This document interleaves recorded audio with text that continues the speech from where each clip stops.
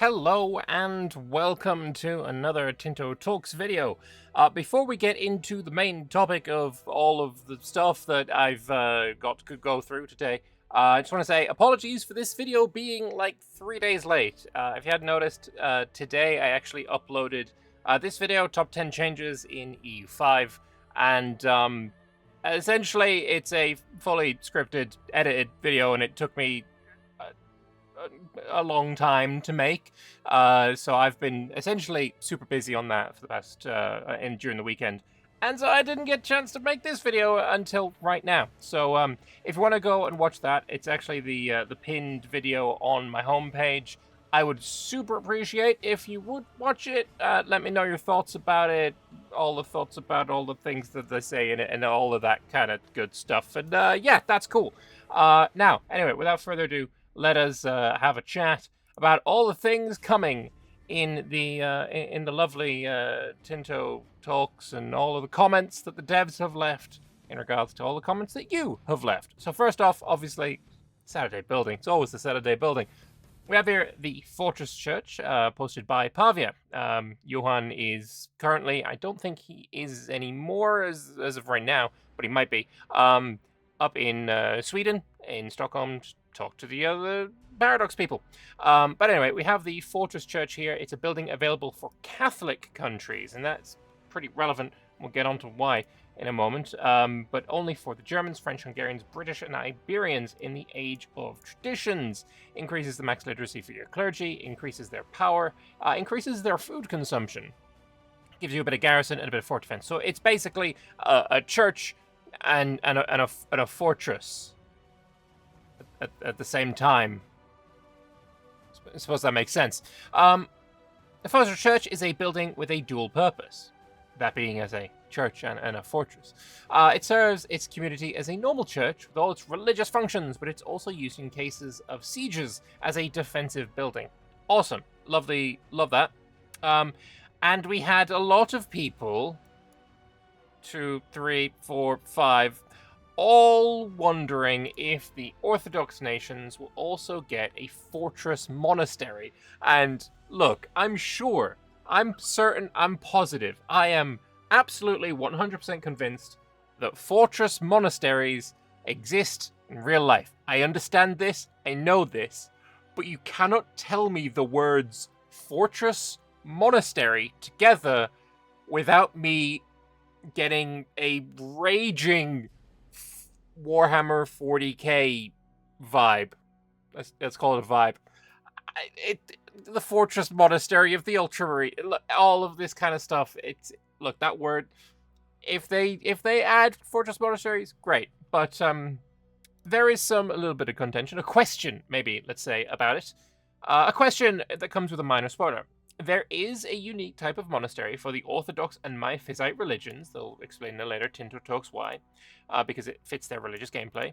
Would we, as a community, as the future purchasers and purveyors and players of EU5, prefer to have the Fortress Church expanded to those religions, or that those monasteries, the unique ones that the Orthodox and Miaphysites will get, would incorporate some of the defensive bonuses of the Fortress Church? Now, that is a question that I'm also going to put to you, because while I have my opinion, which is these guys have a unique one, yeah, sure, give it the defensive bonuses. I don't think we need, if I have a city or a town, let's say, and I'm building this special monastery, I don't think I then also need I've got this unique monastery, this is the special one, this is the one I care about, and then I'm also building a fortress monastery, a fortress church expanded to those religions as well. Let's call it a fortress monastery anyway. In building that as well in the same city, the same town. So I'm defending the fortress one, but I guess I'm abandoning the unique one. So for me personally, I would like that these unique monasteries would actually have some of the defensive bonuses, those being garrison size, fort defense. Maybe food consumption would also be in there because, if you're consuming food, because you've got the garrison there, right? I think that would make more sense, but I would also love to hear people's comments on that and on what they think on that topic. There's another comment here that I want to bring to you. Amadis de Gaula saying, the Avila Cathedral comes to mind. And me being an uneducated Luddite, was like, you know what? I like the sound of knowing what that looks like. So I went and looked it up because I was curious. And this is what the Avila Cathedral looks like. And I gotta say, look, I have been, for my entire 3 and a bit decades on this planet, an atheist, right? I've never been religious. But goddamn, sometimes the aesthetics of Christianity make me question that, because that is absolutely freaking beautiful. Like, I think this looks absolutely gorgeous. Christian architecture is peak. It's actually so beautiful. Anyway, I love that. Pavia coming in was like, or Ulchez, I assume that's how you pronounce it, or Calatrava. I was like, you know what? I wish I knew what they looked like too. So I looked them up. This is Calatrava. It's a little bit dilapidated now, but can I just say, holy defensiveness. This is a hill. We've got I believe that looks like a bit of a river going on there as well, or maybe just more hill. I saw a bunch of pictures from various different angles, but yeah, this is very defensible. Fortress on top of a hill. And look, Jesus is going to help you too, because it's a monastery. It's a church. It's a church. A cathedral. But yeah, no, awesome looking castle there as well. Obviously, I love castles. And then the final one, we also have the Ulchez. I probably should have shown Ulchez first. This one here is Ulchez. Also, hella defensive, right? On top of a hill. Got yourself your church. Actually, I think this part is the church. Super defensive. I love castles. Look, I've always loved castles. I was a kid loving castles. Playmobil. I had the castle. I just did, because of course I did. I love castles. And this one, no different. That looks absolutely beautiful. But anyway, those are your Saturday buildings. Again, leave me a comment. Let me know what you would prefer for the question that Pavia has set forth for us, and let us have a look at the Tinto flavor responses. Should have started here. The Tinto, this isn't the flavor responses, this is the Mercenaries responses. My apologies. The Mercenaries responses that we got last Wednesday. So, to start us off, we're told there will be type of mission system. But it's not exactly the same thing that what existed in EU4. Is it planned as one of the change following feedback and testing diaries? Because at the end of the dev diary, we were told that this was the end of the core mechanics. And if we get to the end of the core mechanics, and we have not yet been told about how missions work, some people have questioned, I mean, there's a thread on the forums, wondering if we're not going to get missions at all. Some people very excited about that. Some people not very excited about that. Other people recognizing that we're still going to get a mission system. It's just not being addressed as a core mechanic, which I guess will excite and dismay some people in turn. But we will still get one, and it will be talked about in a future Tinto Talks. Good stuff. If we hire out our army as mercenaries, is it the AI that takes control, or are we waging war for the AI? In this case, the AI controls, and I was surprised that there was only one disagree. Because essentially, this is the Condottieri system from EU4. When you hire out your army as Condottieri in EU4, you as the player get to control that army. And it is especially amazing in multiplayer when you hire out just one regiment, purely so you can have vision on the other on this player war that you want to spectate. So Condottieri was fantastic for that reason. And here I am a little disappointed that I don't get to control my guys when I send them off to fight in your wars. A little disappointed. Maybe this way makes more sense because, of course, as mercenaries in EU5, you can merge them into your armies with other units. So in that sense, it does make sense that it is the purchasing country that gets to control those units. But it does make me a little bit hesitant to hire out my armies in multiplayer to other players. If they can just control them and suicide them, that would kind of suck. But either way, this is what we're getting. If mercs are recruited from pops, then what's the difference of recruiting pops in our own nation's army? So, until you develop your standing army, mercs are a good way to increase your troop availability. So, you're not just hiring levies. Levies come with obviously some downsides. That means you're not really able to choose what it is kind of unit you want, whereas mercenaries, it does look like you're going to be able to choose exactly what regiments you are going to want. Can I recruit mercs from pops that are from other countries? Indirectly, this I take to mean that if another country has set themselves up to hire out their armies, like we have here, then when we hire those mercenaries, that way we are indirectly using their pops, is the way I understand it. But I'm sure there are multiple interpretations. I don't know which one's true. This is the way I understand it as of now. Can characters be captured on the battlefields in Project Caesar? Because we know that there is a prisoner system, like prisoners of war, for enemy units. There are some contexts in which it can happen, but it's not as widespread a mechanic at the moment. Hopefully that changes, because that sounds like a really cool idea. A big deal in this period was, say, capturing enemy knights and then ransoming those knights back to their host countries. To keep your war going, and that constant flow of money back and forth between countries, as you capture some of their knights, they capture some of yours, and then prisoner trade was a big deal. So it would be nice if that was represented in some way. Negative stability increases or decreases the willingness to become mercenaries, and if it increases it, how does it work with Switzerland? So less stability equals more willingness to become mercenaries. Your people are starving, the land is devastated. I'm going to pick up a sword and hire myself out because I need to get out of this place that can't sustain me anymore. If I join an army to go be a mercenary, I am leaving this place that doesn't have enough food. Makes sense. As for Switzerland, we will learn about them in a future Tinto flavor, because we don't know how it works. I think probably there's going to be some modifier that emulates, a modifier that can hire out more pops as mercenaries. And you will get that by an advance, maybe a unique advance that Switzerland gets, or maybe Devastation also just pushes that modifier up. So a devastated Switzerland, oh boy, lots of mercenaries, I assume. That's the way I'm interpreting that. Anyway, are there some forms of governments or cultures that have bonuses for mercenaries, so much so that it would be preferable to use them over your own troops? So there are modifiers to reduce the hiring cost of mercenary companies. Let's say Switzerland might have that. And their maintenance in generic and unique advances, state privileges, government reforms, and policies. The country also impacts how far away your country can recruit mercenary companies. I think a lot of this is going to be the way that Switzerland is represented and how their mercenaries work. But a lot of the thing about Switzerland is it was Swiss troops being hired by other countries. It wasn't as much the Swiss using mercenaries in their armies. And I feel like a lot of that, especially here, gets a little bit twisted, potentially.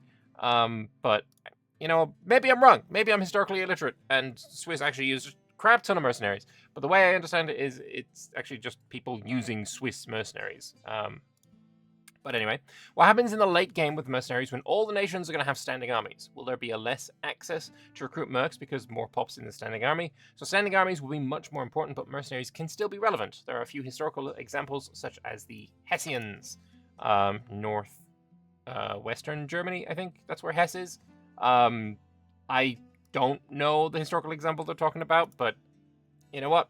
Sure, they may in fact be whatever, so late game mercs don't really apply too much in EU4 as well, unless you're playing player wars, in which case every troop helps. But we'll see how it goes. How lethal are battles? Is renting out your armies as mercs a highly risky play by a small country? Say, for instance, if you're playing as a Swiss or Hessian state, looks like he's looked at the historical examples. Will selling mercs be worth it if you're at risk of losing the scarce pops you have?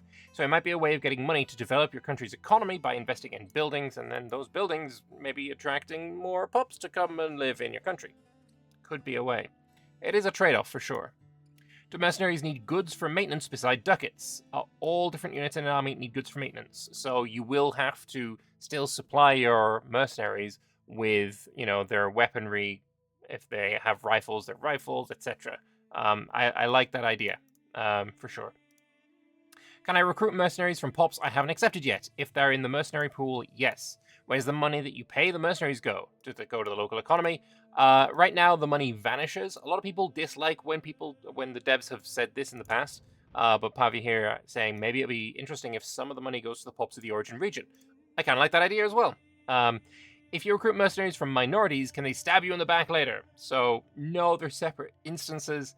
But it might also be interesting to link them if, mercenaries becoming rebels. Maybe if you run out of money, mercenaries might become, army-based countries that kind of screw you over in that way, potentially. Can you recruit mercenaries from hostile cultures? Yes, you can recruit them. They don't care about who they fight for as long as you get the money. And that is a really good way to make use of your pops that you can't recruit into your levies or your regulars because you don't accept them, right? Say if I, as England, conquer a bunch of France, right? And I don't accept these French people yet, but I still want to make use of their pops in my armies. French mercenaries. Just saying, that could be an idea. Could be a way to do it. Some questions. Oglesby always comes with the list of questions. He's very useful for these videos. Are commanders my characters, other nations' characters, or nobody characters? They are nobodies. They are fresh-faced out of a pool of randoms. Are the pops my pops or pops from other areas? They are your own areas. You can't raise mercenaries from another country. Maybe in a vassal state. That could be interesting if that works. If they're my pops, how are these different from levies? Pops becoming mercenaries leave the population numbers. So levies only leave the population numbers if they die, whereas mercenaries leave the population number just instantly upon becoming a mercenary. Do these merc commanders act as generals? Yes, they do. It sounds like the mercenary payments are periodic. If they're captured, do I still pay them? You pay them as long as you have a single regiment around. I'm wondering if you pay that single regiment the full amount, or if you pay them just, if 10% of them still live, if I pay 10% of the cost. I don't know the answer to that one. Who knows? Is there any indication or of likelihood of accepting bribes or history attached to mercenary groups? It's all about the money. If they can afford it, if the enemy can afford it, they will try. I wonder if it will be like Imperator Rome, where you get a pop-up saying, Broski's trying to bribe your mercenaries. Do you want to counter-bribe to keep them? On the one hand, it would be nice to have some kind of counter. On the other hand, especially in multiplayer, again, this leads to situations where, I pay to bribe these mercenaries. That money is gone instantly. But my enemy gets this pop-up, and they can keep that pop-up open for 2 months. So they can run that mercenary unit into my army, kill my unit, kill my guys, kill that mercs guys, and then when it's all depleted, accept and let the other guy bribe him. So you get a depleted merc. It's really awkward that way. It's happened quite a few times in multiplayer. Hopefully that is not the case. That might be one pitfall trap to avoid. If I capture mercs as prisoners, who pays the ransom? You cannot ransom mercenaries. Good to know. Will some merc companies be available as army-based countries? Nothing they've made yet, but it is a good idea. Okay, interesting, intriguing. Another question, can marauder brands arise in the case the employer country runs out of money to pay the mercs and nobody wants to bribe them? Be a great mechanic to have for the 30 Years' War, like an army-based country. Sticking out tongue emoji. So it looks like this might actually already be the case, which would be kind of neat. Kind of cool. Not gonna lie, would like that. Can I select which types of soldiers will be located in the center or on the flanks? Yes, you have complete freedom on that. Can you create a HQ for your army? Like in EU4, for example. So, what? Firstly, how do you even answer that? Because create a HQ for your army. No, you can't do that. But if Jon Snow here has said, like in EU4, I'm looking at EU4. I play a lot of EU4. Like a lot of EU4. There is no HQ for your armies. That's not a thing. The closest thing to a HQ for your armies that you have is the supply depot, maybe?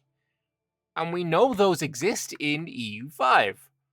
So, question mark? Is that what he means? I don't know. But yeah, no, HQs don't exist in EU4 or 5.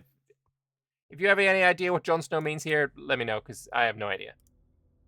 Is there any way to control mercenary companies that come back from my country? What do I gain from having merc companies based in my land that go to fight abroad and consume my pop base? Do they bring back money or loot? No, they don't bring back anything. Make sure they're happy enough, I guess, so they don't become army-based countries and ruin your land, maybe? I don't know. I guess you get that upfront payment when someone pays for them, maybe? Or when you make them mercenaries, because otherwise, why would you do it? I mean, we know you get some money from it, because that is the reason you make them mercenaries in the first place. But... yeah, no, it's interesting. I'm not sure why you wouldn't. Like, I would like if a portion of the money that another country's hired my mercs, I would like if that portion of that money actually goes into, say, my estates, or my pops, or my development, or something to do with my land. That would be really, really cool. Will mercs reduce army tradition? I always disliked how you lost professionalism when hiring mercs. Me too. I hate it. But you don't. You don't lose anything, which is fantastic. We love this. This sparks joy, for sure. It looks amazing. However, I'm surprised there's no possibility to reduce prisoners to slavery if some conditions are met, like different religion than the other. I like this a lot. This is a great idea, and I don't know if Johan entirely understood it. Or maybe he did, right? These prisoners, are they still regiments, right? Because we learned in the dev diary that you could ransom those prisoners, or you could kill them. You could Richard the Lionheart them.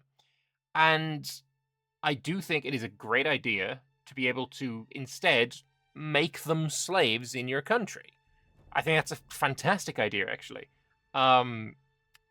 If they are counted as regiments while they are prisoners, then yeah, Johan's comment makes 100% sense.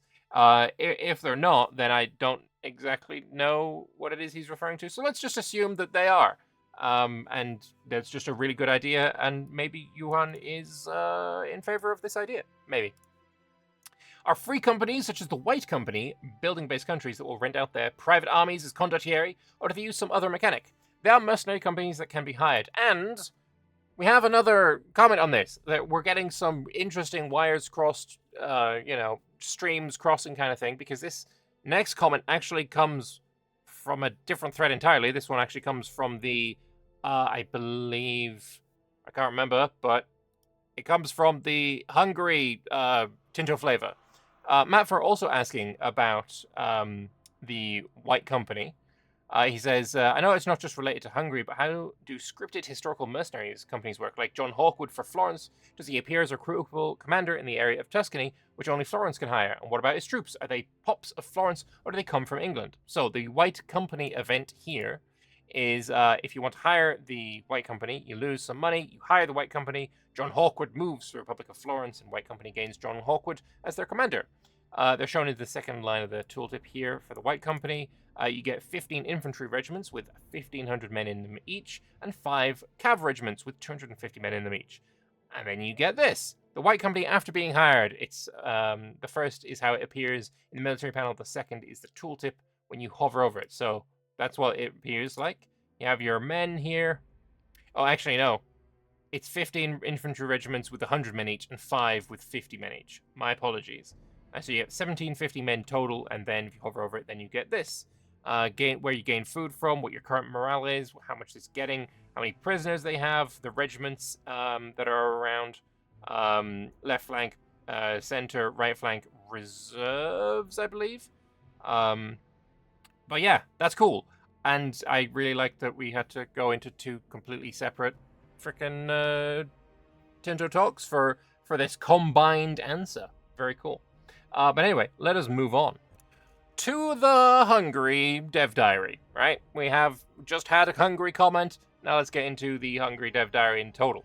There's not a whole lot of things to respond that are worth looking at here, but we'll go over some of them. Will Hungary be able to set up the Order of the Dragon as a military order tag? Yes, there is an event about the Order of the Dragon as an Order of Chivalry. Awesome.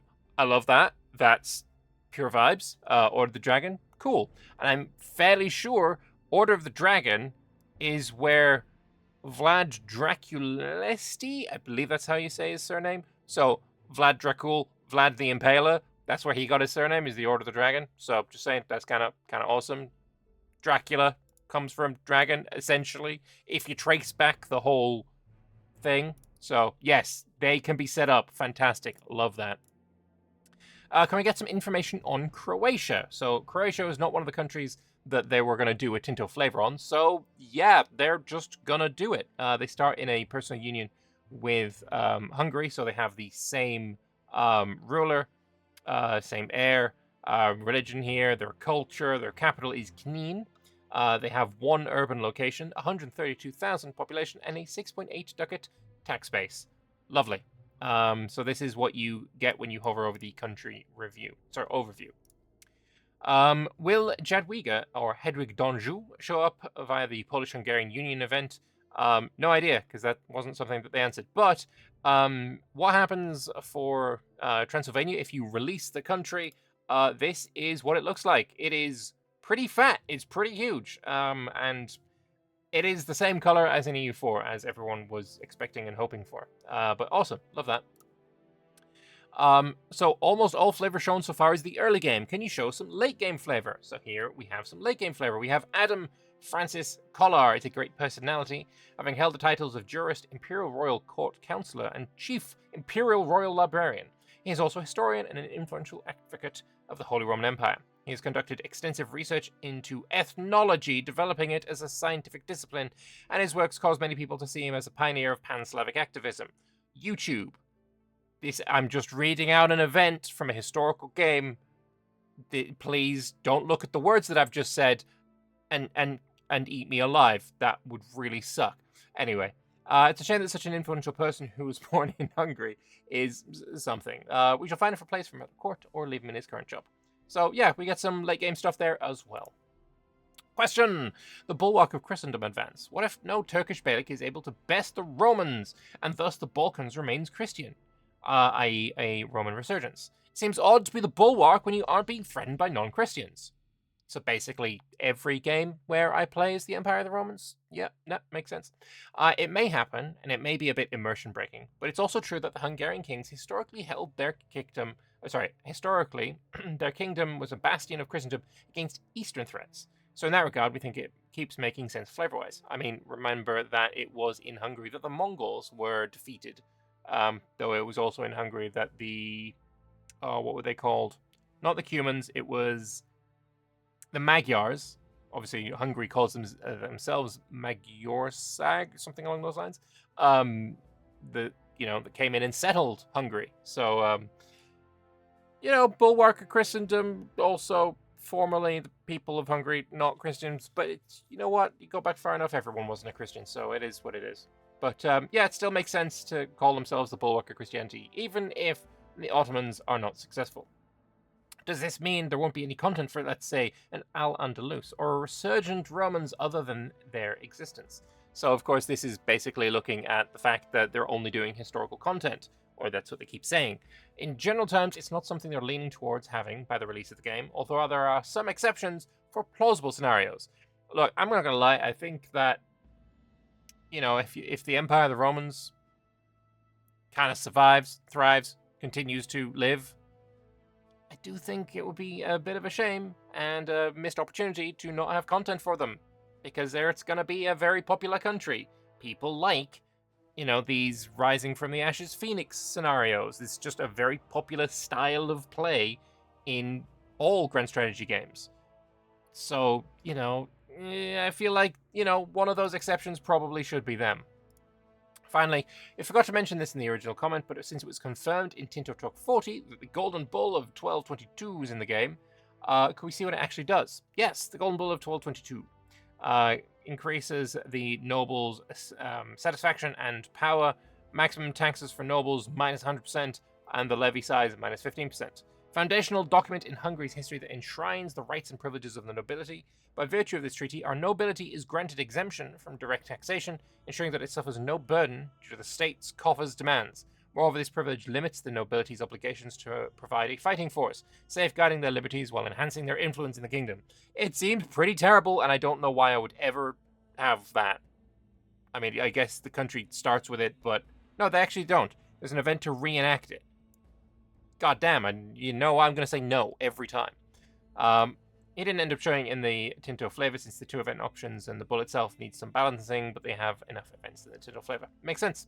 Fair enough. And finally, we are going to be having a look at the Arabian Tinto map rework. So, yeah, we had this. As I record this, it was like the day before yesterday. But, you know, whatever. We got this in as well.